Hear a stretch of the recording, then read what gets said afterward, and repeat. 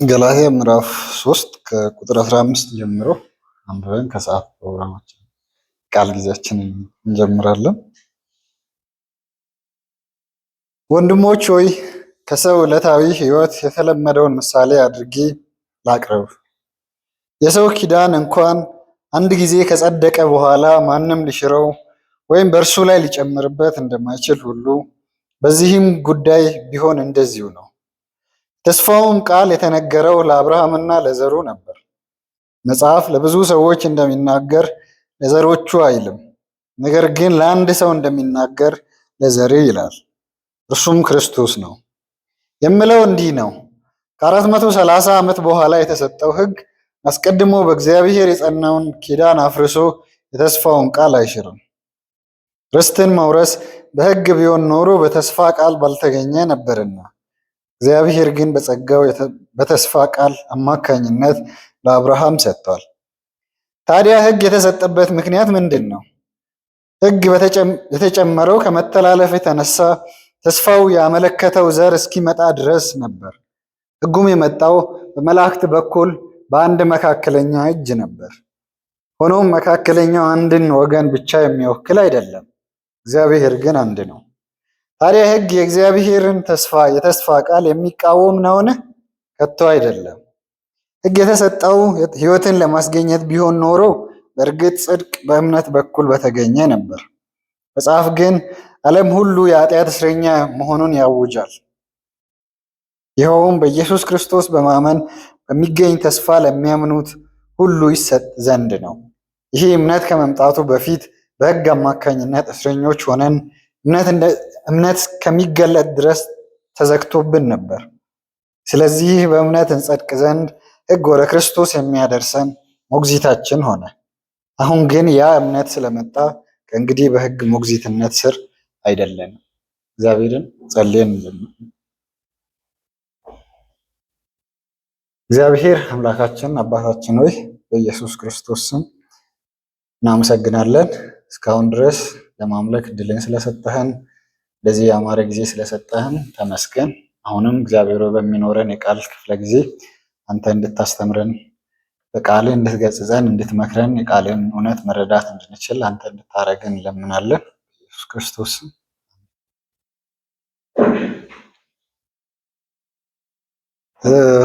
እስካሁን ድረስ የገላትያ መልእክትን ስንመለከት አርጊመንቶችን በተደጋጋሚ እየደጋገምኩም ነው፣ ግን አርጊመንቶቹ የጳውሎስ ሀሳብ ምንድን ነው?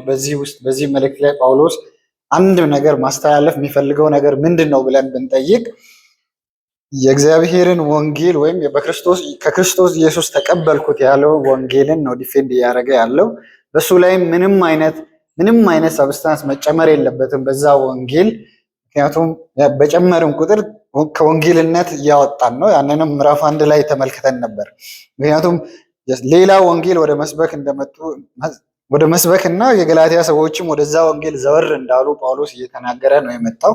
ስለዚህ ወደዛ ወንጌል ዘወር ማለታችሁ ደንቆኛል እያለም ሌላ ወንጌል የሚያስተምር ሰው ሁሉ የተረገመ ይሁን በሚልም ኦቶሪቴቲቭ በመሆን ይናገራል። የዛም ዓላማው በዚህ ልክ ጠንካራ በሆነ ቃላት ጳውሎስ ተጠቅሞ ለምንድን ነው ገላትያ ሰዎችንም እኛንም የሚያስጨንቀን ካልን ዓላማው የወንጌል እውነት ከእናንተ ጋር ጸንቶ እንዲኖር ነው በሚል መደምደም እንችላለን። ከዛ ሪል ያ ወንጌሉ ምንድን ነው? ጳውሎስ ዲፌንድ እያደረገው ያለው ወንጌሉ ምንድን ነው ሲባል ገላትያ ምዕራፍ 2 ከቁጥር 16 ላይ ምንድን ነው ያ ወንጌል የሚለውን ጳውሎስ ኤክስፕሌን ያደርጋል። እሱ ምንድን ነው ሲባል ሰው በኢየሱስ ክርስቶስ በማመን እንጂ ሕግን በመጠበቅ እንደማይጸድቅ እናውቃለን። ስለዚህ ሕግን በመጠበቅ ሳይሆን በክርስቶስ በማመን እንጸድቅ ዘንድ እኛም ደግሞ በክርስቶስ ኢየሱስ አምነናል። ሕግን በመጠበቅ ማንም አይጸድቅምና። ስለዚህ ይህንን ወንጌል ነው ጳውሎስ ዲፌንድ እያደረገ ያለው ብለንም ነበር። ስለዚህ ምዕራፍ 3 ስንጀምር ምዕራፍ 3 እና 4 ላይ ጳውሎስ የሚያደርገው ነገር ምዕራፍ 3 ቁጥር 1 እስከ 5 ከገላትያ ሰዎች ኤክስፒሪየንስ ይነሳና ይህንን ወንጌል ዲፌንድ ያደርጋል። ከዛ ቁጥር 6 እስከ ምዕራፍ 4 መጨረሻ ድረስ ባለው ደግሞ ከብሉይ ኪዳን መጽሐፍት ጥቅሶችን ያመጣና የሚያስተምረውን ወንጌል እሱም በክርስቶስ ኢየሱስ በማመን እንጂ ጽድቅ የሚገኘው በሕግ ስራ አይደለም የሚለውን ዲፌንድ እያደረገ ይሄዳል። ስለዚህ ዛሬም የምንመለከታቸው ከቁጥር 15 ጀምሮ እንመለከታለን። ባለፈው ሳምንት ከዛም በፊት ለማየት እንደሞከር ነው ከቁጥር 6 እስከ 9 የአብርሃምን እምነት ያነሳል። አብርሃም በእምነት ነው የጸደቀው ይላል። ከዛ ቁጥር 10 እስከ 12 ደግሞ ህግን ሰው መፈጸም አይችልም። ህግ ዲማንድ የሚያደርገው ፐርፌክሽንን ነው። ፍጹም የሆነ መጠበቅ ያስፈልጋል ህግን ሰው በእግዚአብሔር ፊት ለመጽደቅ። ያንን ደግሞ የሰው ልጅ ሊያደርግ አይችልም። ስለዚህም በእግዚአብሔር ፊት በህግ ለመጽደቅ የሚሞክር ሰው ሁሉ የተረገመ ነው። ስለዚህ የሰው ልጅ ከክርስቶስ ኢየሱስ ውጭ ለመጽደቅ የሚሞክር ሰው ሁሉ በህግ እርግማን ስር እንደሚገኝ ጳውሎስ ይናገራል። ከዛም ከዛ ህግ እርግማን እንዴት ነው አንድ ሰው ነፃ መውጣት የሚችለው ሲባል ያንኑ ህግ በመፈጸም አይደለም፣ ኢምፖሲብል ስለሆነ። ስለዚህ ያንን ከዛ ህግ እርግማን ነፃ መውጣት የምንችለው ክርስቶስ ስለኛ እርግማን ሆኖ ከህግ እርግማን ዋጅቶናል የሚልን ያስቀምጣል። ስለዚህም በኢየሱስ ክርስቶስ ሞት፣ በኢየሱስ ክርስቶስ ስቅለት፣ ኢየሱስ ክርስቶስ በመስቀል ላይ በሰራው ስራ፣ በዛ ስራ አማካኝነት ነው ከህግ እርግማን ነፃ መውጣት የምንችለው። ስለዚህ ብቸኛ ነፃ መውጣት የምንችልበት መንገድ በክርስቶስ ኢየሱስ ስራ ነው። በመስቀሉ ላይ ኢየሱስ ክርስቶስ ስለኛ እርግማን ሆኖ በመሰቀሉ ነው የሚለውን አይተን ነበር። ስለዚህ ከዛም በኋላ ምን አገኘን? በክርስቶስ ኢየሱስ አማካኝነት ከህግ እርግማን ነፃ ከወጣን በኋላ ምን አገኘን ሲባል በእምነት የመንፈስ ቅዱስን ተስፋ እንድንቀበል ነው ይላል። ያም ለአብርሃም የተሰጠው በረከት ነው። ስለዚህ የአብርሃምን በረከት በኢየሱስ ክርስቶስ በኩል አግኝተናል የሚለውን ይናገራል። ስለዚህ የአብርሃም በረከት ለማግኘት ምን ማድረግ አለብን ዛሬም ብለን ከጠየቅን በክርስቶስ ኢየሱስ በማመን ነው ማግኘት የምንችለው። ያንን እንድናገኝ ደግሞ እድልን የሰጠን ክርስቶስ ስለኛ እርግማን ሆኖ ስለተሰቀለ በእግዚአብሔር ስለተቀጣ ነው። ዛሬ የምንመለከተው ከቁጥር 15 እስከ 18 እንመለከታለን። ስለዚህ በዛ ውስጥም የምንሞክረው ነገር ምንድነው? ቀድሞ ምንድነው ለአብርሃም እግዚአብሔር የሰጠው በረከት አለ። ለአብርሃም እግዚአብሔር የሰጠው ተስፋ አለ። በዛ ያንን ተስፋ በክርስቶስ ኢየሱስ አግኝተናል እያለ ነው የመጣው። አሁን ጳውሎስ ደግሞ በእነዚህ ቁጥሮች የሚያደርገው ነገር ለአብርሃም እግዚአብሔር የሰጠው ተስፋ በሙሴ በኩል ከመጣው ህግ ይበልጣል ነው እያለም ያለው። ስለዚህ የሙሴ ህግ በሙሴ በኩል የተሰጠው ህግ ለአብርሃም እግዚአብሔር የሰጠውን ተስፋን አያጠፋውም፣ አይሽረውም በማለት ጳውሎስ ይናገራል። ያንንም ለመመልከት ቁጥር 17 ላይ በእግዚአብሔር የጸናውን ኪዳን አፍርሶ የተስፋውን ቃል አይሽርም። አስቀድሞ በእግዚአብሔር የጸናውን ኪዳን አፍርሶ የተስፋውን ቃል አይሽርም። ስለዚህ ዛሬ የምናወራው ነገር እግዚአብሔር ለአብርሃም ተስፋ ቃል ሰጥቷል። ከ430 ዓመት በኋላ ህግ ተሰጥቷል። ያ ህግ ለአብርሃም የተሰጠውን ተስፋ አይሽርም። ስለዚህ የተስፋው ቃል እንደጸና ነው ዛሬም በሙሉ የምንመለከተው። ያንንም ጳውሎስ አርጊመንቶችን ከብሉይ ኪዳን እያመጣ ኮንቪንስ ለማድረግ ይጥራል። ቁጥር 15 ወንድሞች ሆይ ከሰው ዕለታዊ ህይወት የተለመደውን ምሳሌ አድርጌ ላቅርብ። የሰው ኪዳን እንኳ አንድ ጊዜ ከጸደቀ በኋላ ማንም ሊሽረው ወይም በእርሱ ላይ ሊጨምርበት እንደማይችል ሁሉ በዚህ ጉዳይም እንደዚሁ ነው ይላል ጳውሎስ። እንደ ሌሎቹ ክፍሎች ሌሎቹ ቦታዎች ላይ አንዳንዴ ገላትያ ሰዎችን ሲያነሳ ለምሳሌ ቁጥር 1 ላይ እናንተ የማታስተውሉ የገላትያ ሰዎች ብሎ ነው የሚናገረው። ዩ ፉሊሽ ብሎ ነው እንግሊዝኛውም የሚያስቀምጠው። በዛ ልክ አይደለም። ይህንን ስንመለከት የገላትያ ሰዎች ሁኔታንም ልንረዳ እንችላለን። ጳውሎስ ወንድሞች ሆይ ብሎ ነው እየገለጸ ያለው። ሌሎች ቦታዎችን እንደዚህ አይነት ወንድሞች ሆይ ብሎ ገላትያ ሰዎችን ይጠራል። ለምሳሌ ምዕራፍ 4 12 28 ሌሎችም ቦታዎች ምዕራፍ 5 ላይ መመልከት ትችላላችሁ።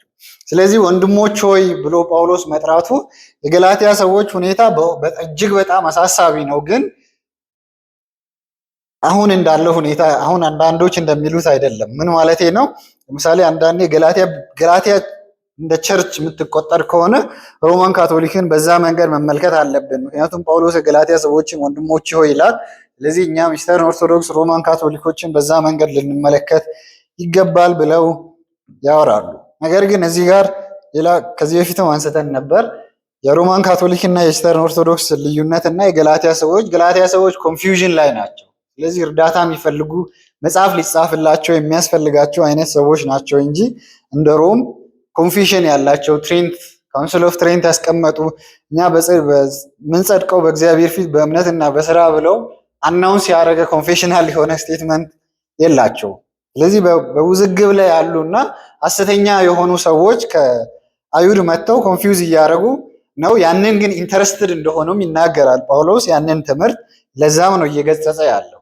ስለዚህ ሳማው የሆነ ዶክትሪናል ነገር በተለያየ ቁጥር አይ ይሄ ልዩነታችን ነው፣ ግን ወንድሞች ሆይ ብለን መጥራት ኔሴሲቲ የለብንም። በክርስቶስ ኢየሱስ ወንድም የሆነው በወንጌል ከኛ ጋር የሚስማማ ሰው ብቻ ነው ወንድም፣ ሌሎች ሰዎች ወንድሞች አይደሉም ማለት እንችላለን። ግን ጳውሎስ ገላትያ ሰዎችን ወንድሞቹ እያለ የሚጠራውን በአንድ በኩል ሜቢ ጄሮምንም ምዕራፍ 1 ላይ አንስተን ነበር። ለምንድን ነው ጳውሎስ ቤተክርስቲያን ብሎ ገላትያን የሚጠራት? ግን የቤተክርስቲያን ካራክተር ሳይኖራትም ብለው ጥያቄ ያነሱና ትንሽ በክርስቶስ ኢየሱስ የሚያምኑ ሰዎች ነበሩ፣ እነሱን ጀነራላይዝ ያደርጋል ይላሉ አንዳንዶች። ያም ጥሩ መልስ ሊሆን ይችላል። ነገር ግን ወንድሞች የሚለው ኔሴሰርሊ አሁን ያሉ ኢስተርን ኦርቶዶክስ፣ ሮማን ካቶሊክ፣ ሌሎችንም ሰዎች ወንድሞች ወደ ማለት አያስገድደንም። የጳውሎስ አርጊውመንት እዚህ ጋር ከሰው ዕለታዊ ሕይወት የተለመደውን ምሳሌ አድርጌ ላቅርብ። የሰው ኪዳን እንኳን አንድ ጊዜ ከጸደቀ በኋላ ማንም ሊሽረው ወይም በእርሱ ላይ ሊጨምር እንደማይችል ሁሉ በዚህ ጉዳይም ቢሆን እንደዚሁ ነው ይላል። እዚህኛው ቁጥር ላይ ጳውሎስ የሚያደርገው ነገር ከትንሽ ወደ ትልቅ ይሄዳል ይላሉ። ብዙዎች ኮሜንታተርስንም ቼክ ማድረግ ትችላላችሁ። ከትንሽ ወደ ትልቅ ይሄዳል ምን ማለት ነው? ዲፌንድ እያደረገ ያለው ቅድምም እንዳልኩት የአብርሃም ኪዳን የጸና ነው። ለአብርሃም እግዚአብሔር የሰጠው ተስፋ የጸና ነው። የሙሴ ኪዳን በመምጣቱ የአብርሃም ኪዳን አይሻርም የሚለውን ነው። ያንን ለማንሳት ነው። የሰው ኪዳንም የጸና ነው እንኳን ይላል። በድሮ ትርጉም ወንድሞች ሆይ እንደ ሰው ልማድ ላለው የሰውስ እንኳ ቢሆን እርግጠኛውን ኪዳን ማንም አይንቅም ወይ አይጨምርበትም ይላል። ስለዚህ የጳውሎስ አርጊውመንት እንዲህ ነው። እዚህኛው ቁጥር ላይ ሰዎች ኪዳን ሲኖራቸው ሰዎች መካከልም ኮቨናንት ሜክ ሲደረግ ያ ኮቨናንትም የሚቆይ የሚጸና አይነት ኮቨናንት ነው እንጂ በሂደት ጊዜ በቆየ ቁጥር የሚፈርስ ኮቨናንት ኪዳን አይደለም ነው። ስለዚህ ኡልቲሜትሊ ከዛ ዲዲውስ ጳውሎስ የሚያደርገው እግዚአብሔር ከሰዎች ጋር የገባውን ቃል ኪዳኑን በሂደት አያጥፈውም፣ አይቀያይረውም ነው። ስለዚህ ለአብርሃም የገባውን ኪዳን እግዚአብሔር የሙሴን ኪዳን ሲሰጥ ያንን አይቀይረውም። ያ እንኳን በእግዚአብሔር ዘንድ በሰው ዘንድም የተለመደ አይደለም ማለት ነው። ስለዚህ ያንን እንደ ምሳሌ ሁለት ነገሮች መመልከት እንችላለን። አንደኛው በሰው ለመጽሐፍ ቅዱስ አንዳንዴ ሰዋዊ የሆኑ አገላለጾችን እንደሚጠቀም እናውቃለን። ለዛ ማቴዎስ 7ን መመልከት እንችላለን። ኢየሱስ ክርስቶስ በተራራው ስብከት የሚያደርገውን ማቴዎስ 7 ለምኑ ይሰጣችኋል፣ ፈልጉ ታገኛላችሁ፣ አንኳኩ በሩም ይከፈትላችኋል። የሚለምን ሁሉ ይሰጠዋል፣ የሚፈልግም ያገኛል፣ ለሚያንኳኳም በሩ ይከፈትለታል። ከእናንተ መካከል ልጁ ዳቦ ቢለምነው ድንጋይ የሚሰጥ አባት አለ? ወይንም አሳ ቢለምነው እባብ የሚሰጥ ይኖራልን? ታዲያ እናንተ ክፉዎች ሳላችሁ ለልጆቻችሁ መልካም ስጦታ መስጠት ካወቃችሁ የሰማዩ አባታችሁማ ለሚለምኑት መልካም ስጦታ እንዴት አብልጦ አይሰጣቸውም? ስለዚህ የሰው አባት አክት የሚያደርግበት ሜካኒዝም አለ።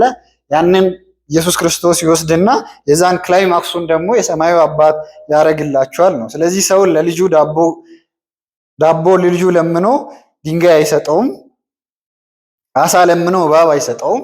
ስለዚህ እንደዛ የሰው አባትነት ከሆነ የእግዚአብሔር አባትነት ምን ያክል የላቀ ነው የሚለውን ነው የሚያነሳው ክላይማክሱን።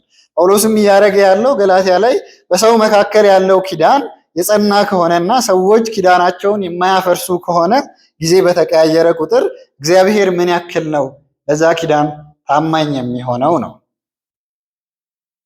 በሰው መካከል ኪዳን ነበር ወይ ብለን መጠየቅ እንችላለን። ሰዎች እርስ በርስ ኪዳን ነበራቸው ወይ? ያንን ከመጽሐፍ ቅዱስ ማስረጃ እናገኝ ይሆን ብለን መጠየቅ እንችላለን። ለዛ ብዙ ጥቅሶችን ከመጽሐፍ ቅዱስ መመልከት እንችላለን።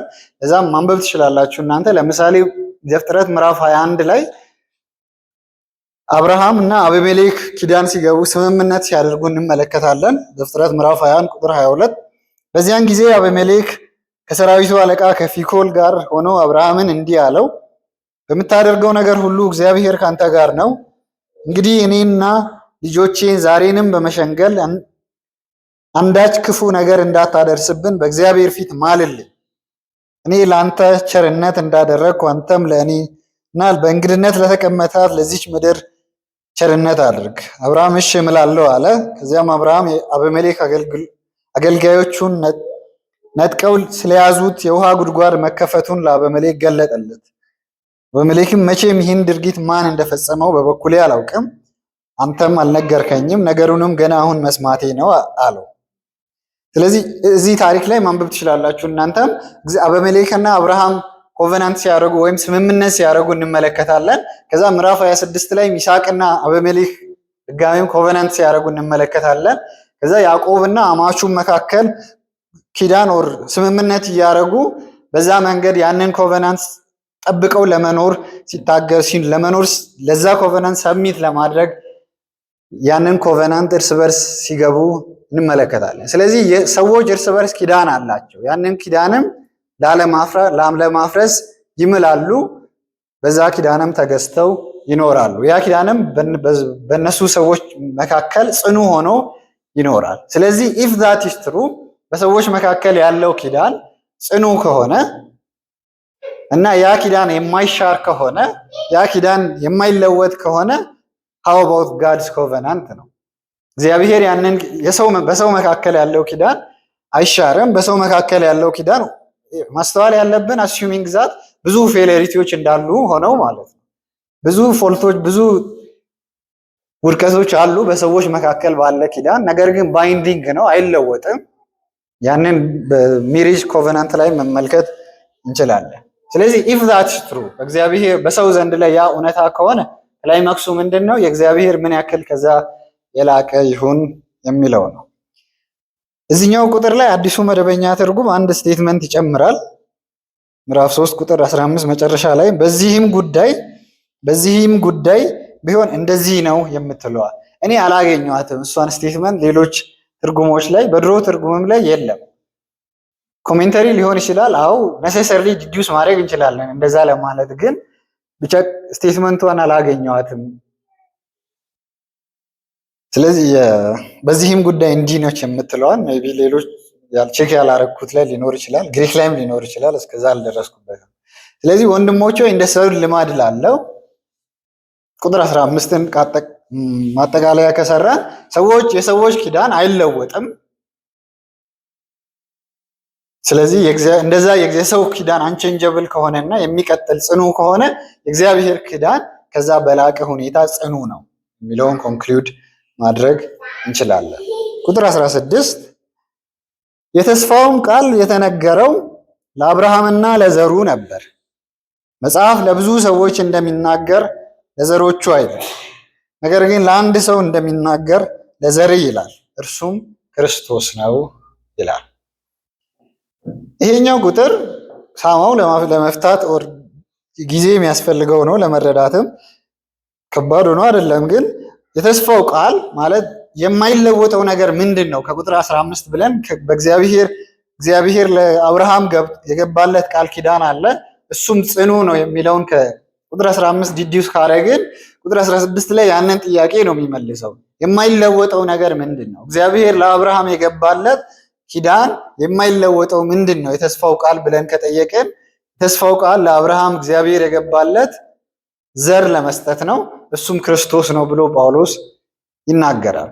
ይሄኛውን ክፍል በታትነን እንመልከት። የመጀመሪያው የተስፋው ቃል የተነገረው ለአብርሃምና ለዘሩ ነው። የተስፋው ቃል የመጀመሪያው መመልከት ያለብን ሁሌም እግዚአብሔር ተስፋ ቃል ሲሰጥ፣ ፕሮሚስ ሲሰጥ፣ ኮቨናንት ሲሰጥ ራሱን ታምኖ ነው፣ የሰውን ይፈርድ ታምኖ አይደለም።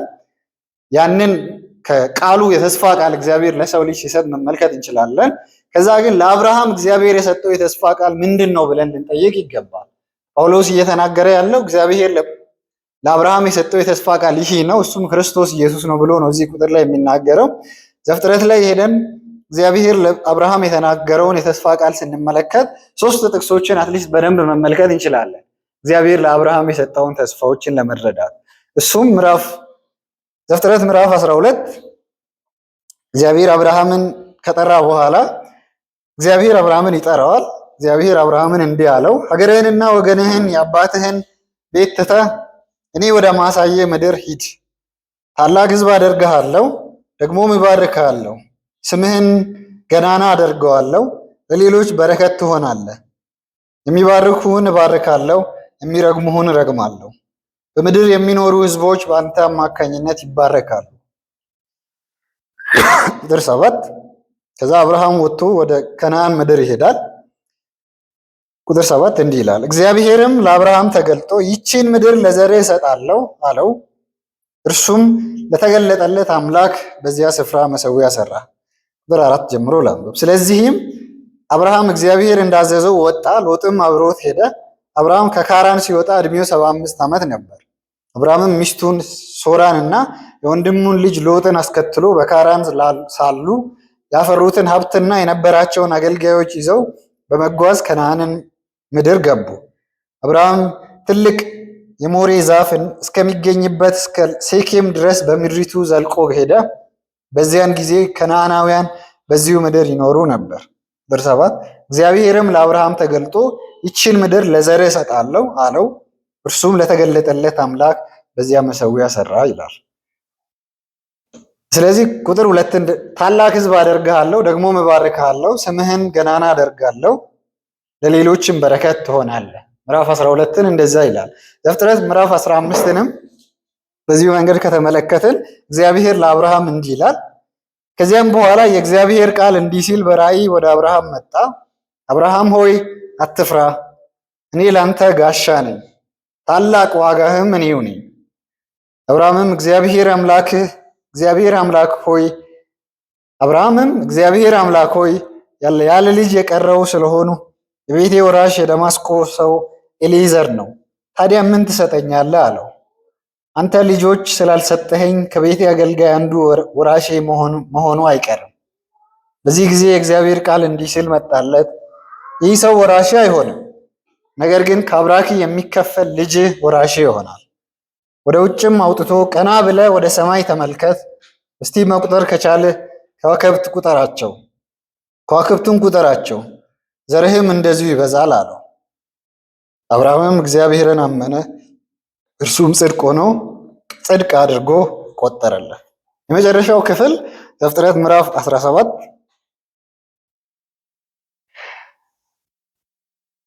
አብርሃምም ቁጥር 3 አብርሃም በግንባሩ መሬት ላይ ተደፋ፣ እነሆ የሚገባልህ ኪዳን ይህ ነው። አብርሃምም በግንባሩ መሬት ላይ ተደፋ፣ እግዚአብሔርም እንዲህ አለው፣ እነሆ የሚገባልህ ኪዳን ይህ ነው፣ የብዙ ሕዝቦች አባት ትሆናለህ። ከእንግዲህ ወዲህ ስምህ አብርሃም መባል ቀርቶ አብርሃም ይሆናል፣ የብዙ ሕዝቦች አባት አድርጌሃለሁና። ዘርህን እጅግ አበዛለሁ፣ ብዙ ሕዝብም አደርግሃለሁ። ነገሥታትን ካንተ ይወጣሉ፣ በእኔና ባንተ ካንተም በኋላ ከዘርህ ጋር ትውልድ እስከ ትውልድ ድረስ የዘላለም ኪዳኔን እመሰርታለሁ።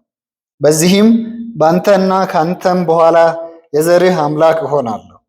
ይችን አሁን በእንግድነት የምትኖርባትን የከነዓንን ምድር በሙሉ ለአንተና ከአንተም በኋላ ለዘርህ ለዘላለም ርስት አድርጌ እሰጣለሁ፣ አምላካቸውም እሆናለሁ። ስለዚህ ይሄኛውን በደንብ እናንተም ማንበብ ትችላላችሁ። ዘፍጥረት 12፣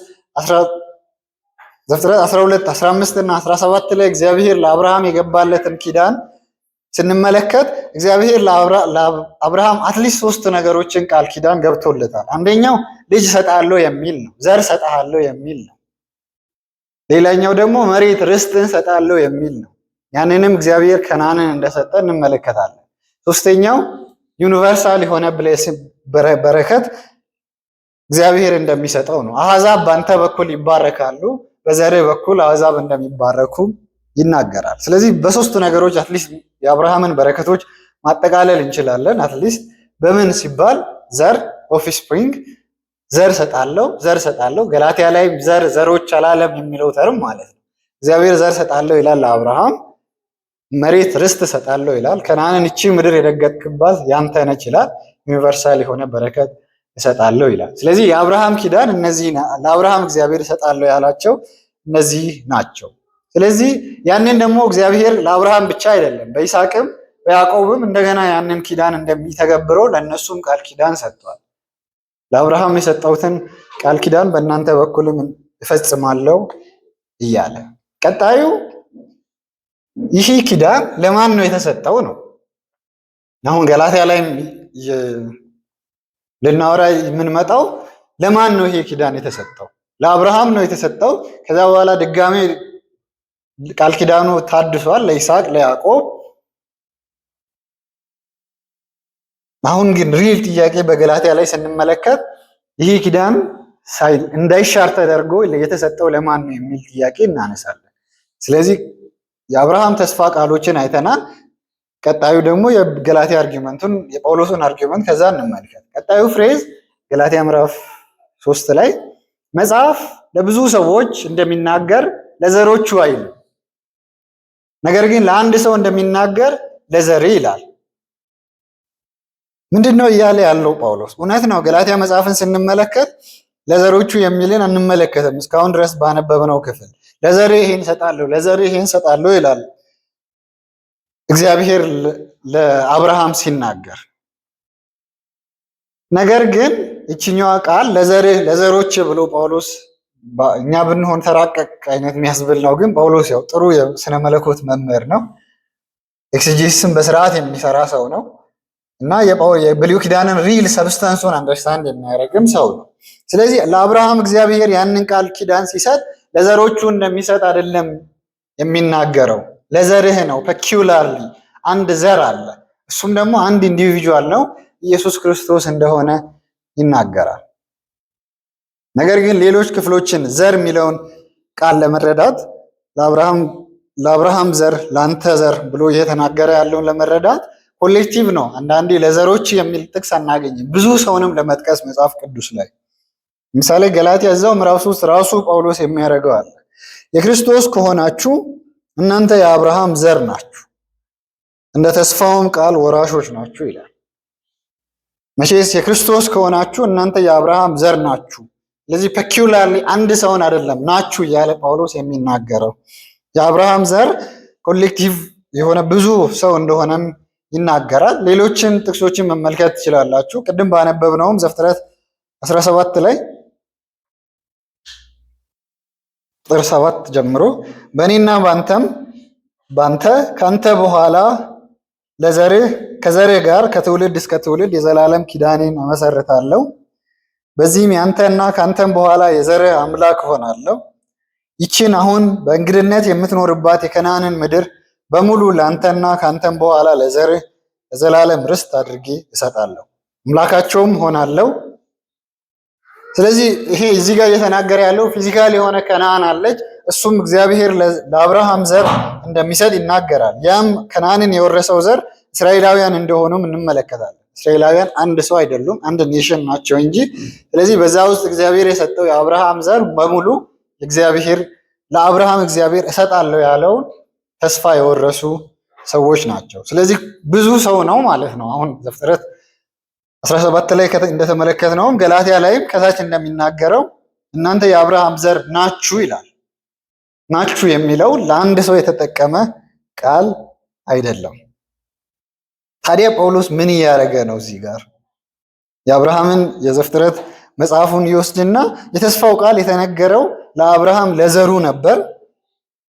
መጽሐፍ ለብዙ ሰዎች እንደሚናገር ለዘሮቹ አይልም፣ ነገር ግን ለአንድ ሰው እንደሚናገር ለዘርህ ይላል። እሱም ምንድን ነው? ፐኪውላርሊ አንድ ሰው ነው ይላል።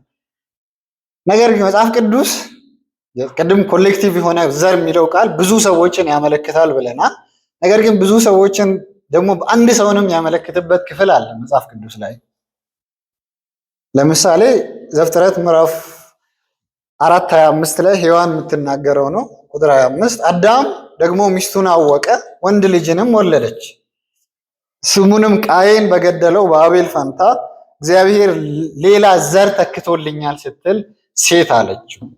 ስለዚህ ይህ ተርም ብዙ ጊዜ ኮሌክቲቭሊ ብቻ ሳይሆን ፐኪውላርሊ አንድ ሰውንም ለማመልከት መጽሐፍ ቅዱስ ላይ አገልግሎት መጽሐፍ ቅዱስ ላይ ውሏል። ሌላው ለምሳሌ ሁለተኛ ሳሙኤል ምዕራፍ 7 ላይ እድሜም በተፈጸመ ጊዜ ለዳዊት እግዚአብሔር ሲናገር እድሜም በተፈጸመ ጊዜ ከአባቶችህም ጋር ባንቀላፋ ጊዜ ከወገብ የሚወጣውን ዘርህን ካንተ በኋላ አስነሳለሁ፣ መንግስቱንም አጸናለሁ፣ እርሱም ለስሜ ቤት ይሰራል፣ የመንግስቱንም ዙፋን ለዘላለም አጸናለሁ ይላል። ስለዚህ አሁን ባነበብነው ክፍልም እግዚአብሔር ለዳዊት ይናገራል። ስለዚህ ከዳዊት ስር የሚወለደው ሰለሞን ቤተ መቅደስን እንደሚሰራም ይናገራል። ስለዚህ ፐኪውላርሊ የሚወጣው ዘርህ ብሎ እግዚአብሔር እየተናገረ ያለው ብዙ ሰውን ደግሞ አይደለም፣ ሁለተኛ ሳሙኤል ምዕራፍ 7 ኮንቴክስት መሰረት ከሄድን አንድ ሰውን ነው። እሱም ሳሙኤል እያልኩ ነበር። ሰለሞንን እግዚአብሔር ሰጥቶ ቤተ መቅደስን እንደሚሰራ ይናገራል። ኦልቲሜት ወደ ሆነው እመጣለሁ። ስለዚህ አንድ ሰውን ነው የሚያመለክተው። ሁለት ጥቅስ ላይ ብዙ ሰውንም ያመለክታል። ያንን ይዘን ከመጣን የጳውሎስ ሄርሜኔቲክስ ስህተት አይሆንም። ምን ማለቴ ነው? የተስፋው ቃል የተነገረው ለአብርሃምና ለዘሩ ነበር። መጽሐፍ ለብዙ ሰዎች እንደሚናገር ለዘሮቹ አይልም። ነገር ግን ለአንድ ሰው እንደሚነገር ለዘሬ ይላል፣ እርሱም ክርስቶስ ነው። ስለዚህ ለአንድ ሰው እንደሚነገር ለኢየሱስ ክርስቶስ ነው የአብርሃም ተስፋዎች ሙሉ በሙሉ የተነገረው። ስለዚህ ዘርህ ተብሎ ለአብርሃም የተነገረው ኢየሱስ ክርስቶስ ነው ብሎ መተርጎሙ የተለመደ የብሉይ ኪዳን አተረጓጎም ነው። ኦኬ። ስለዚህ አሁን ሌላው ጥያቄ ሪደምቲቭ በሆነው መንገድ ግን ይህን ኢየሱስ ክርስቶስን ያመለክታል ለማለት ለምሳሌ ዘፍጥረት 3:15 ላይ ለአዳምና ሔዋን የተሰጠውን ተስፋ ቃል የምታውቁት ነው። ምን ተብሎ ነው የተሰጠው? ዘፍጥረት ላይ 3:15ን ፋሚሊየር እንደምትሆኑ ተስፋ አደርጋለሁ። በአንተና በሴቲቱ መካከል በዘርህና በዘሯ መካከል ጠላትነትን አደርጋለሁ። በዘርህና በዘሯ መካከል አለ። ከዛስ እርሱ ራስህን ይቀጠቅጣል። ዘሯ የተባለው አካል ፐኪዩላሪ አንድ ሰው ያደርገዋል። እርሱ የሚለው ተርም እርሱ ብዙ ሰው አመልካች አይደለም አይደል? እርሱ ራስህን ይቀጠቅጣል። የሴቲቷ ዘር የተባለው አንድ ሰው ነው። አንተም ስኮናውን ትቀጠቅጣለህ። ያ በኢየሱስ ክርስቶስ መስቀል እንደተፈጸመ እንመለከታለን። ስለዚህ ይህ ዘር ፐኪዩላር እንደሆነ ዘፍጥረት 15ም ይናገራል። ያንን እርሱ በሚለውም መመጎት እንችላለን። ስለዚህ ዘር የሚለው ቃል ዘፍጥረት ላይ ተነግሯል። ዘፍጥረት 3:15 ላይ እግዚአብሔር ያንን ቃል ነግሮታል። ከዛም በአብርሃም በኩልም ፐኪዩላር እየሆነ እንደሚመጣ እናያለን። ለምሳሌ ዘርህ በይስሐቅ በኩል ይጠራል ይላል አብርሃምን እግዚአብሔር። የት ግን እስማኤል እኮ የአብርሃም ዘር ነው፣ የአብርሃም ልጅ መካከል አንዱ ነው። ስለዚህ ዘርህ በይስሐቅ በኩል ይጠራል። ቀጥሎ ዘርህ በያዕቆብ በኩል ለይስሐቅ ደግሞ የተሰጠው ተስፋ። ከዛም ዘፍጥረት 49 ላይም ስንመለከት ደግሞ 12 ነገዶች ለያዕቆብ አሉ። ከዛ መካከል ማን ነው የንግስና በትር የሚይዘው? ወደ ይሁዳ ነው እየጠበበ የሚመጣው። የይሁዳ ነገድ ብዙ ሊሆን ይችላል። ወደ ዳዊት ዘር ነው እየመጣ ያለው። ዳዊትም ሌሎች ልጆች አሉ፣ ሰለሞን እያለ የዳዊት ልጅ የአብርሃም ልጅ የዳዊት ልጅ ኢየሱስ ክርስቶስ ሆኗል። ስለዚህ ኦልቲሜትሊ ላይኑ ከዘፍጥረት ከአብርሃም ተነስቶ ኢየሱስ ክርስቶስ እየደረሰም ናሮ እየሆነ እየጠበበ ነው የመጣው። እስኪሄድ ድረስ ስንል የዳዊት ልጅ የሆነው ኢየሱስ ክርስቶስ እስኪገለጥ ድረስ። ምንድነው ታዲያ እያደረጉ ያሉት? የመጀመሪያው የአብርሃም ዘሮች ይስሐቅ ምንድነው ኢምፕላይ የሚያደርገው? ዳዊት ምንድነው እያሳየ ያለው ካልን እነሱ ሁሉም ምሳሌዎች ናቸው እንላለን። ምሳሌዎች ናቸው። ስለዚህ ዳዊት የኢየሱስ ክርስቶስ ምሳሌ ነው። ይስሐቅ የኢየሱስ ክርስቶስ ምሳሌ ነው። በዛ ጂኒዮሎጂ ያለ ሁሉም የይሁዳ ነገድ የኢየሱስ ክርስቶስ ምሳሌ ነው። ስለዚህ በዛ ሊኔጅ ውስጥ ያለው ሁሉ ኦልቲሜት ወደ ሆነው ዘር ወደ ኢየሱስ ክርስቶስ ጠቋሚ ናቸው እንጂ እግዚአብሔር ለአብርሃም የሰጠው ኦልቲሜት ዘር አይደሉም። በዛም ዳዊት የአብርሃም ኦልቲሜት ዘር አይደለም። ይስሐቅ የአብርሃም ኦልቲሜት ልጅ አይደለም። ኢየሱስ ክርስቶስ ነው የአብርሃም የተስፋው ቃል የተሰጠው ኦልቲሜት ልጁ። ስለዚህ የዘፍጥረት 3:15 ፍጻሜ እግዚአብሔር ለአብርሃም የሰጠው የተስፋ ቃል ፍጻሜ አዳኛችን ኢየሱስ ክርስቶስ ነው።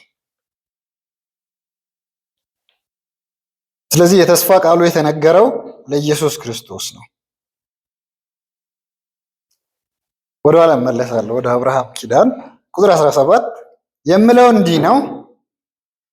ከ430 ዓመት በኋላ የተሰጠው ሕግ አስቀድሞ በእግዚአብሔር የጸናውን ኪዳን አፍርሶ የተስፋውን ቃል አይሽርም።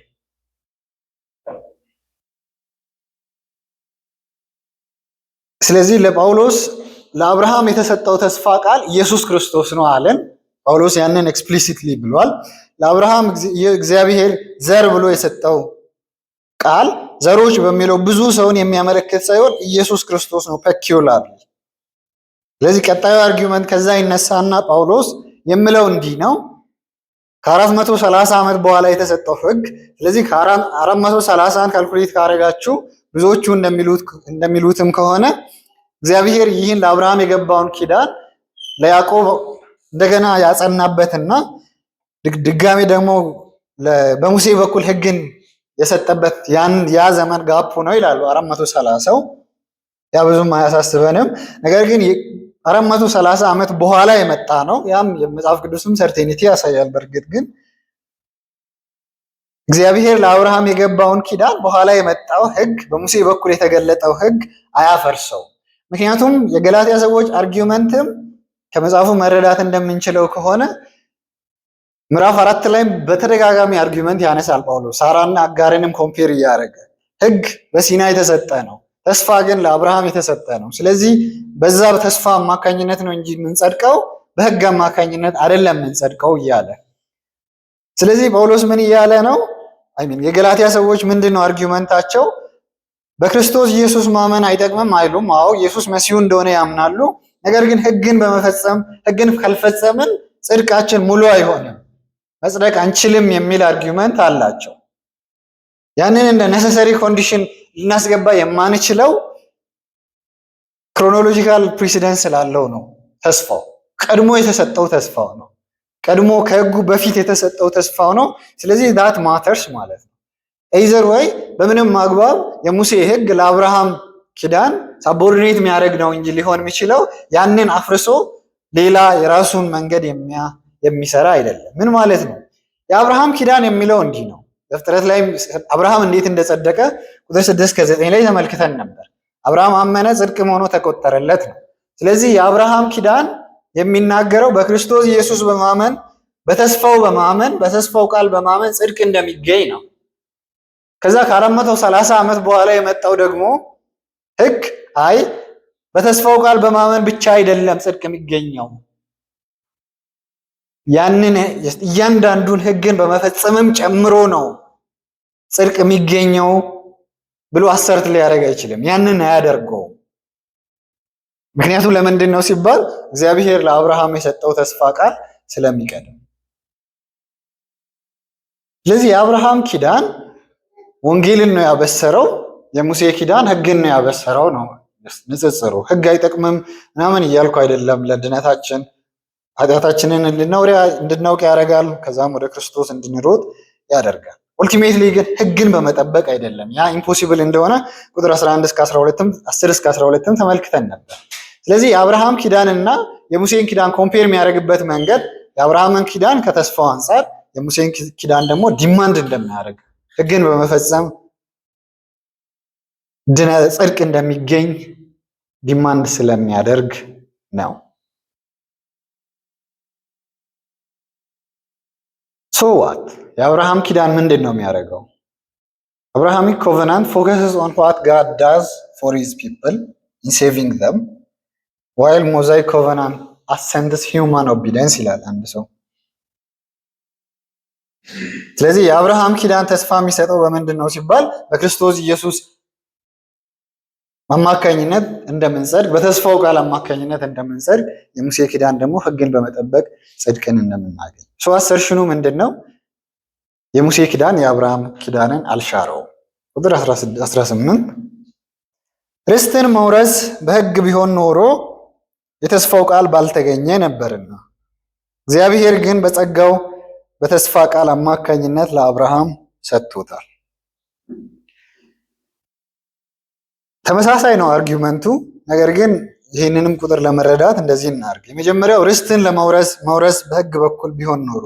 ብሉይ ኪዳን ላይ ብዙ ጊዜ ርስት ተብሎ የሚጠቀሰው ለመሬት ነው። እግዚአብሔር ርስትን ሰጣቸዋለሁ ሲል ከነዓንን ለእነሱ እንደሚሰጣቸው ነው የሚናገረው።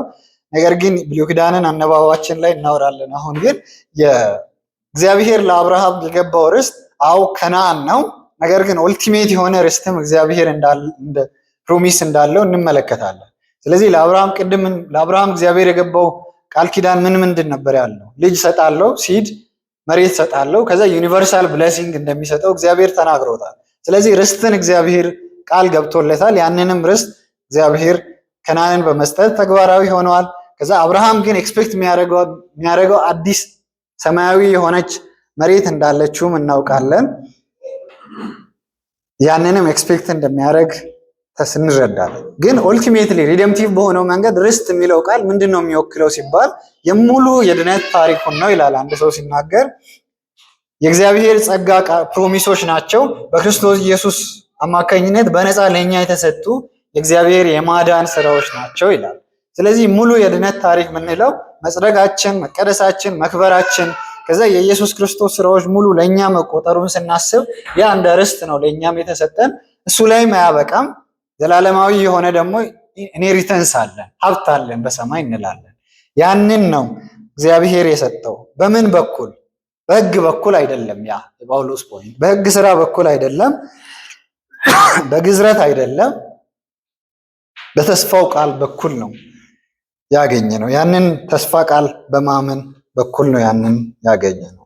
እግዚአብሔር ያንን ርስት ለአብርሃም የሰጠበት መንገድ ምንድን ነው ሲባል በጸጋው ነው የሰጠው፣ በስራ አይደለም። ስለዚህ ኢንሄሪታንስ ርስት ምንድን ነው ካለን አንደኛው እግዚአብሔር ለሰው ልጅ የሰጠው ጸጋ ይላል። ሁለተኛው ደግሞ ፉል ሴቪንግ ብሌሲንግ ፕሮሚስ ቱ አብርሃም። ስለዚህ በክርስቶስ ኢየሱስ የተገኘው ዘላለማዊ ህይወት፣ ጽድቅ፣ መንፈስ ቅዱስ በአብርሃም ቤተሰብ አባል መሆን፣ ኮሚዩኒየን ያንን መስጠቱ። ከዛ እስካቶሎጂካሊ ደግሞ ርስት አለን ሲባል በሰማይ ምን ምን እንዳለን መግለጽ አንችልም ኢንዴብዝ፣ ግን በጣም ብዙ ነገር እንዳለን ግን እናውቃለን በክርስቶስ ኢየሱስ። ያ የተገኘበት ሚስጥር ግን በምን በኩል ነው ሲባል እግዚአብሔር በሰጠው በተስፋው ቃል አማካኝነት ነው እንጂ ያ የተገኘው በህግ ስራ በኩል አይደለም። ካጠቃለልን ይህኛውን ፓርት አርጊውመንቱ እንደዚህ ነው። ለአብርሃም እግዚአብሔር የሰጠውን የተስፋ ቃል ለሙሴ የሰጠው ህግ አይሽረውም። ለምን ሲባል ያ የተስፋ ቃል ብልጫው ምንድን ነው? አንደኛ የኪዳን መጽናት አለ። እግዚአብሔር ዘፍጥረት 15 ላይ ትመለከታላችሁ። ያንን ዕብራውያን ሲፈታው በራሱ ማለ አለ፣ መሐላ እንዳረገ ይናገራል። ከራሱ በላይ የሚምልበት አካል ስላጣ። ስለዚህ የእግዚአብሔር ኪዳን ስለማይለወጥ ያንን ምሳሌ የሰው ኪዳንም አይለወጥም። ሁለተኛው ያ ኪዳን ሴንተሩ ኦር የተፈጸመው ፍልፊልመንት ያገኘው በማ በኩል ነው ሲባል በኢየሱስ ክርስቶስ በኩል ነው። ስለዚህ የእግዚአብሔር ለአብርሃም የሰጠው ተስፋ ቃል በኢየሱስ ክርስቶስ ተፈጻሚነትን ስላገኘ፣ ሶስተኛ ደግሞ ከህግ ቀድሞ የተሰጠ 430 ዓመት ቀድሞ የተሰጠ ስለሆነ፣ በመጨረሻም ርስትን የምናገኝበት መንገድ ያ ስለሆነ፣ ስለዚህ ያ እግዚአብሔር ለአብርሃም የሰጠው ተስፋ አይሻረው፣ አይቀየረው። ግን ሙሉ የአርጊውመንቱን ከተመለከትን አንድ ነገር ኦብዘርቭ ማድረግ እንችላለን። መጽሐፍ ቅዱስ ላይ ብዙ ጥቅሶች መመልከት ትችላላችሁ። እኛን ይሄ ይመለከተናል ወይ ብለን ማለት ነው። ለምንድን ነው ወደ ኢየሱስ ክርስቶስ ጳውሎስ ያመጣው? ምክንያቱም የአብርሃም ተስፋዎች ተፈጽመው የለ እንዴ ብለን መሞገት እንችላለን። ኦፍኮርስ ደግሞ እግዚአብሔር ለአብርሃም የሰጣቸውን ተስፋዎች ሁሉንም እንደፈጸመ እንመለከታለን። ለምሳሌ የአብርሃም ኪዳንን ስንመለከት ማለት ነው ዘፍጥረት ሳይሆን ኢያሱ ምዕራፍ 41 ላይ እንደዚህ የሚል ጥቅስ አለ።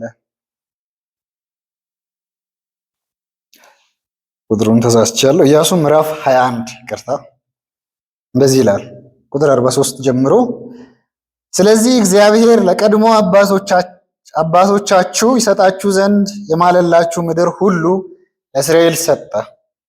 እነርሱም ምድሪቱን ወረሱ፣ መኖሪያቸውም አደረጓት። እግዚአብሔር ለቀድሞ አባቶቻቸው እንደማለላቸው በዙሪያቸው ካሉት አሳረፋቸው፣ አንድም ጠላት ሊቋቋማቸው አልቻለም። እግዚአብሔር ጠላቶቻቸውን ሁሉ አሳልፎ በእጃቸው ሰጥቷቸዋልና። እግዚአብሔር ለእስራኤል ቤት ከሰጠው መልካም የተስፋ ቃል አንዳችም አልቀረም፣ ሁሉም ተፈጽመዋል። የኢያሱ መጽሐፍ ነው። እግዚአብሔር ለአብርሃም ነው የሰጠው ይህንን ቃል። ምን ብሎ ነው የሰጠው? ለቀድሞ አባቶቻቸው የሰጣቸው ዘንድ የማለላቸው ምድር ሁሉ ምድርን እሰጣለሁ ብሏል እግዚአብሔር።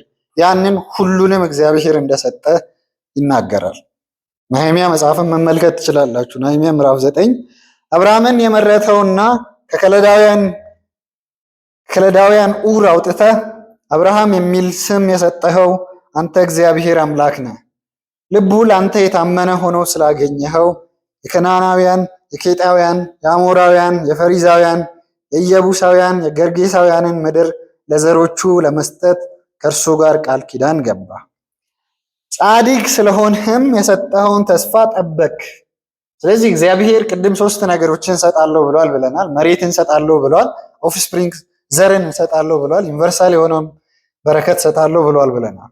ኢያሱ መጽሐፍ ላይ እና ነህምያ መጽሐፍ ላይ እንደምንመለከተው ከሆነ እግዚአብሔር ቃሉን ጠብቋል። መሬትን ሰጥቷል፣ ርስትን ሰጥቷል። ለአብርሃም የገባውን ኪዳን እግዚአብሔር እንደጠበቀም ይናገራል። እግዚአብሔር ዘርን ሰጥቷል ወይ ብለን እንጠይቅ ይሆናል። አንደኛ ነገሥት ላይ የይሁዳና የእስራኤል ሕዝቦች ብዛታቸው እንደ ባህር ዳር አሸዋ ሆነ ይበሉ ይጠጡና ይደሰቱም ነበር። እግዚአብሔር ለአብርሃም ያደረገው ነገር ምንድን ነው? የሰማይ ከዋክብቱን ተመልከት፣ እንደዚህ ነው ዘር ይሆናል። ከዛ አንድ ልጅ ነው የሰጠው እግዚአብሔር አይደል? ፐኪውላር ልጅ። አብርሃም ከአንድ በላይ ልጆች አሉ፣ ግን አንድ ልጅ ነው የተስፋው ቃል ኪዳኑን የያዘው። ከዛ የሰማይ እንደ ከዋክብት አረጋለሁ አለ። የነገሥት መጽሐፍ ጸሐፊ እግዚአብሔር ያንን እንዳረገና እንደ ባህር አሸዋ እንዳረገ ይናገራል። እግዚአብሔር ዘርን ሰጥቷል። እግዚአብሔር መሬትንም ሰጥቷል ለአብርሃም። ስለዚህ ኦልሬዲ ለአብርሃም ኢንሄሪታንስን ከሰጠ የአብርሃም ኪዳን ኦልሬዲ የተፈጸመ ከሆነ ምንድን ነው እያወራ ያለው ጳውሎስ? የአብርሃም ኪዳንንስ እንዴት ነው ልንረዳ የምንችለው? ስለዚህ ከአንደኛ ነገሥት፣ ነህምያ፣ ኢያሱ መጽሐፍን ስንመለከት የአብርሃም ኪዳን ተፈጽሟል። ኦልሬዲ እግዚአብሔር የተናገረውን ተስፋ ለእስራኤል በመስጠት ያንን ተስፋ ሙሉ በሙሉ ፈጽሞታል። አንዳችም አላጎደለም ይላል እግዚአብሔር። ለአብርሃም ከሰጠው ተስፋ ምንም ሳይቀር እግዚአብሔር አርጓል ያንን ይላል። ነገር ግን አዲስ ኪዳን ጋር ስንመጣ ሉቃስ ምዕራፍ 1 ላይ ዘካርያስ እና ማርያም የሚናገሩት ደግሞ ሌላ ነገር አለ። እሱ ምንድነው ስንል ቁጥር 4 ላይ እንደዚህ ነው። ምዕራፍ 1 ቁጥር 54 ሉቃስ ምሕረቱን በማስታወስ ባሪያውን እስራኤልን ረድቷል። ይህም ለአባቶቻችን እንደተናገረው ለአብርሃምና ለዘሩ ያለውን ለዘላለም ለመጠበቅ ነው። ቁጥር 68 የእስራኤል አምላክ ጌታ ይመስገን መጥቶ ሕዝቡን ተቤዥቷልና ይህንም ያደረገው ለአባቶቻችን ምሕረት ለማሳየት ቅዱስ ኪዳኑን ለማስታወስ ለአባታችን ለአብርሃም የማለውን መሐላ ለማሰብ ከጠላቶቻችን እጅ አውጥቶ ያለ ፍርሃት እንድናገለግለው በዘመናችን ሁሉ በቅድስናና በጽድቅ በፊቱ ሊያቆመን ነው ይላል። ሉቃስ ምዕራፍ 1 ቁጥር 54፣ 55፣ 68፣ 72 እስከ 75 መመልከት ትችላላችሁ። ቀድሞ ያነበብናቸው የብሉይ ኪዳን ክፍሎች ላይ የአብርሃም ኪዳን ሙሉ በሙሉ እንደተፈጸመ እንመለከታለን። ታዲያ ሉቃስ ላይ ማርያምና ዘካርያስ ምንድን ነው እያወሩ ያሉት? ኢየሱስ ክርስቶስን ይዘው እግዚአብሔር ለአብርሃም የገባውን ኪዳን አስበዋል። ለአብርሃምና ለዘሩ ያለውን ለዘላለም ለመጠበቅ ነው። ኢየሱስ ክርስቶስን አቅፎ ኦልሬዲ ለተፈጸመ ኪዳን ስለምንድን ነው የሚያወሩት ብለን እንጠይቃለን። ያ ተገቢም ጥያቄ ነው። ስለዚህ ሀውካኑ ይሄንን ክፍተት እንዴት ነው የምንሞላው? የአብርሃም ኪዳን በአንድ በኩል ተፈጽሟል እንላለን ከኢየሱስ ክርስቶስ ከመምጣቱ በፊት፣ በሌላ በኩል ደግሞ በኢየሱስ ክርስቶስ ነው የተፈጸመው እንላለን። ብሉይ ኪዳንን ስናነብ ብዙ ጊዜ ኮቨናንት ቴዎሎጂን በአጠቃላይም ስናነብ እንደዚህ እናደርጋለን። ኮቨናንት ቴዎሎጂ መጀመሪያ ላይ ብሉይ ኪዳን እግዚአብሔር ከብሉይ ኪዳን ከእስራኤል ሕዝብ ጋር የገባው ኪዳን አለ። እግዚአብሔር ያንን ለዛ ቴምፖራል በሆነ መንገድ እግዚአብሔር ያንን አክብረዋል።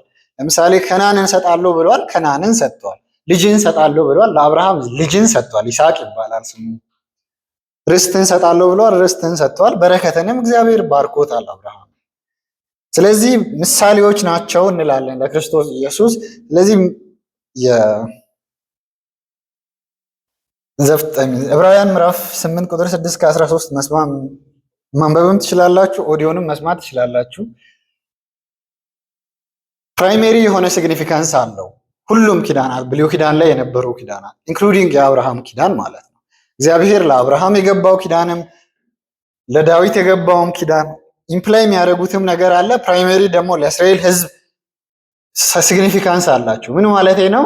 ለአብርሃም እግዚአብሔር ርስትን ሰጣለሁ ብሎ አክቹዋሊ እርዝሊ በሆነው መንገድ ርስትን ሰጥቷል። ለአብርሃም እግዚአብሔር ልጅን ሰጣለሁ ብሎ እግዚአብሔር አክቹዋሊ ልጅን ሰጥቷል። ይስሐቅ የሚባል ልጅን እግዚአብሔር አብርሃምን ባርኮታል። ስለዚህ እንዴት ነው የምናነባቸው ሲባል ፕራይሜሪሊ በብሉይ ኪዳን የተሰጡ ኪዳናት ኮቨናንት ለእስራኤል ሕዝብ ፔኩላር ናሽናል በሆነ መንገድ ኢምፕሊኬሽን አላቸው። ግን ኦልቲሜትሊ የሪደምቲቭ በሆነው መንገድ ደግሞ ኢየሱስ ክርስቶስን ያመለክታሉ። ለምሳሌ መና ለእስራኤል ሕዝብ ተሰጥቷል፣ በልተዋል በበረሃ። ከዛ እውነተኛው ደግሞ እንጀራ እኔ ነኝ ይላል ኢየሱስ ክርስቶስ። ከዛስ ሌላዎች ለምሳሌ ሰዎች በእባብ በተነደፉ ጊዜ ያንን ተመልክተው ከዛ እባብ መርዝ ተርፈዋል፣ ድነዋል።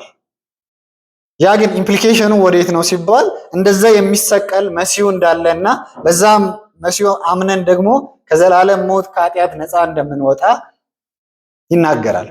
ከእባብ መርዝ ተርፈዋል። ያንን እግዚአብሔር ለነሱ የሰጠውን የናስ እባቡን በመመልከት ግን ከኃጢአት አይተርፉም። ያንን በመመልከት ኡልቲሜት የሆነ ሪደምቲቭ በሆነ በክርስቶስ ኢየሱስ የሚፈጸም ታሪክ እንዳለ መረዳት አላቸው። እግዚአብሔር ለምሳሌ በይሁዳ በኩል ንጉስን እንደሚሰጥ ተናግሯል። ንጉስን ሰጥቷቸዋል፣ ዳዊትን። በዛም እግዚአብሔር ቃል ኪዳኑን ፈጽሟል። ግን ያ ዳዊት ኢምፕላይድ የሚያደርገው ደግሞ ሌላ ንጉስ አለ፣ ኡልቲሜት ዳዊት፣ ዘላለማዊው ዳዊት። እግዚአብሔር ክህነትን ሰጥቷል፣ ኡልቲሜት የሆነ ካህን አለ። እግዚአብሔር የመስዋዕት ስርዓቱን ሰጥቷል። በጎች ነበር የሚሰዉት። ያም ወዴት ነው የሚጠቁመው? ኡልቲሜት የሆነ መስዋዕት አለ፣ እግዚአብሔርን ደስ የሚያሰኝ መዓዛ የሚያቀርብ። ስለዚህ የአብርሃም ኪዳናትን ወደ ብሉይ ኪዳን ኪዳንን ሁሌም ስንመለከት በዚህ መንገድ ማንበብ ተገቢ ነው። ኢየሱስ ክርስቶስን ጠቋሚ ነው። ያ ግን ሪፎርምድ ትራዲሽንን ያ አይደለም የሚለየው። ኢየሱስ ክርስቶስን ጠቋሚ ነው የሚለውን የትኛውም ፕሬስቢቴሪያንም ባፕቲስትም እንጋራለን። ልዩነቱ ግን ፕራይሜሪ የሆነ ሲግኒፊካንስ አለው። ለምሳሌ እስራኤል ሕዝብ ከግብፅ በሚወጣበት ጊዜ በመቃንና በጉበን ላይ የበግ ደም ተቀብተዋል አይደል? የተቀባ ደም አለ። በዛ ደም አማካኝነት ከሞት መልአክ ተርፈዋል። ፊዚካል በሆነው መንገድ ያንን ደም የሚያምንም ይሁን የማያምንም ይሁን ተርፏል። ያ ነገር ግን ቀጣይ ደግሞ ደም አለ፣ ኦልቲሜት የሆነ ያንን ደም በማመን ከእግዚአብሔር ቁጣ የምንተርፍበት መንገድ። ያ ደም ጠቋሚ ነው። እግዚአብሔር በዛ መንገድ ከቁጣ ከሞት መልአክ እንደሚያተርፍ የሚያስረዳ። ስለዚህ ሁልጊዜ የብሉይ ኪዳን ኮቨናንት ቴዎሎጂ በዚህ መንገድ ብናነብ ጥሩ ነው ብዬ አስባለሁ። አፕሊኬሽን የጳውሎስን አርጊመንት ሰማራይዝ ላድርግ። ጳውሎስ አርጊመንት ኪዳናት ኮንፊርምድ ናቸው በሰው መካከልም። ያ ኪዳን ኢየሱስን የሚጠቁም ነው። ያ ኪዳን ከ430 ዓመት በፊት የተሰጠ ነው። በዛ ኪዳን አማካኝነትም ርስትን እናገኛለን። ስለዚህ ይሄ ርስት እግዚአብሔር የሰጠን ተስፋ ፍጻሜ ነው። የመጀመሪያው ዘፍጥረት 3:15 ላይ የተነገረው ፍጻሜ ነው። ምን ማለት ነው? የሰይጣን ራስ የተቀጠቀጠበት ጊዜ ነው። እርሱ ራሱን ይቀጠቅጣል፣ አንተም ሰኮናውን ትቀጠቅጣለህ ተባለ። ስለዚህ ኢየሱስ ክርስቶስ ሰይጣንን ያሸነፈበት እውነታ አለ። ስለዚህ ሰይጣን በእኛ ህይወት ላይ፣ ሞት በእኛ ህይወት ላይ ስልጣን የለውም። ሌላውስ ኢየሱስ ክርስቶስ የአብርሃም ተስፋ ፍጻሜ ስለሆነ ከአሁን በኋላ ዲማንድ የምንደረግበት ኦቢዲየንስ የለም፣ ህግ የለም። በክርስቶስ በእግዚአብሔር ቃል ኪዳኖች በማመን ብቻ እንጸድቃለን። አንድ ሰው እንደዚህ ይላል፣ ወንጌል ምን ይላል የሚለውን ሲናገር፣ እሺ ከዛ በፊት አንድ የጆን በኒያንን ግጥም ብለው ኮት አድርጎ ኮሜንተሪው ላይ ያስቀመጠው አለ። ህግ የሚለው ይሄ ነው ይላል፣ ሩጥ ብሎ ህግ ያዛል፣ ነገር ግን እግርንም እጅንም አይሰጥም ይላል። ከዛ ወንጌል ከዛ ይሻላል ይላል፣ ብረር ይላል ወንጌል። ከዛ ክንፍን ይሰጣል ይላል። ስለዚህ የወንጌል ሰብስታንሱ ልዩነቱ ያ ነው። ህግ ዲማንድ ያደርጋል፣ ይህን አርግ ወይም መሮጥ አለብህ ብሎ ከዛ ምንም ሪኳየር አያደርግም፣ በራስህ ሮጠ ድረስበት ይላል። ወንጌል ግን እንድትበሩ ይጠይቅና ከዛ ክንፍን ይሰጠናል ይላል። ጆን ቦኒያን አንድ ግጥም አለው እንደዛ የሚል ብሎ ይጽፋል። ስለዚህ ወንጌል ምን ይላል ሲባል አክሰፕት ዲስ ምን ባለንበት ጊዜ when you think of yourself as a widow, single person, student, wife, mother, husband, father, young person ይዘረዝርና you can think of many failures in your life ብዙ ነገሮችን በህይወታችሁ ታስቡ ይሆናል። ሰይጣንም ከዛ ዲስካሬጅ ያደርጋቸዋል። ምን ብሎ ከእግዚአብሔር ጋር በፍጹም ትክክል ልትሆኑ አትችሉም። ለምን? because of your failures።